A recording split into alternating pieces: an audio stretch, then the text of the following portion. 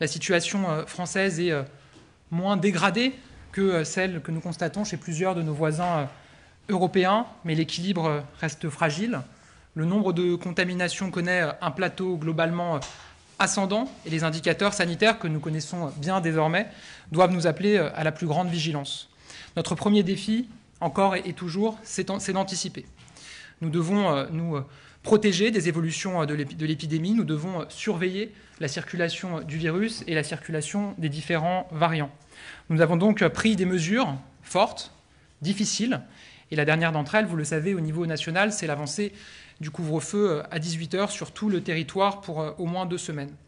Bien sûr, le virus ne connaît pas les heures creuses, mais il a des instants privilégiés. Quand nous baissons nos masques et la garde, notamment dans la sphère privée, nous savons que le virus circule plus fortement. Le couvre-feu est une protection efficace pour limiter la circulation de la Covid-19. C'est établi scientifiquement et s'agissant de son avancée à 18h, les premières tendances issues des départements qui sont passés à 18h au 2 janvier tendent à montrer un impact positif sur la circulation du virus dans ces départements, mais les résultats sont trop partiels à ce stade et doivent évidemment se confirmer. C'est la raison pour laquelle il n'y aura pas d'évolution des restrictions nationales cette semaine, comme l'a annoncé le Premier ministre.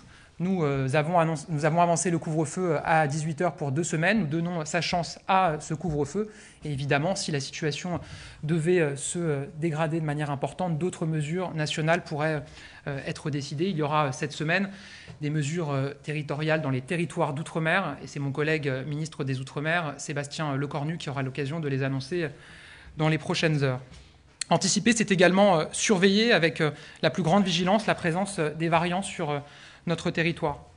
Nous analysons les prélèvements réalisés, nous opérons un traçage des contacts. Je rappelle que nos frontières extérieures à l'Union européenne sont fermées et qu'un Conseil européen aura lieu demain pour aborder notamment cette question des frontières en dehors de l'Union européenne et entre les pays de l'Union européenne, s'agissant notamment des tests obligatoires. Nous continuons à augmenter nos capacités de séquençage pour identifier les cas de variants, que ce soit dans les centres de référence ou dans les laboratoires privés.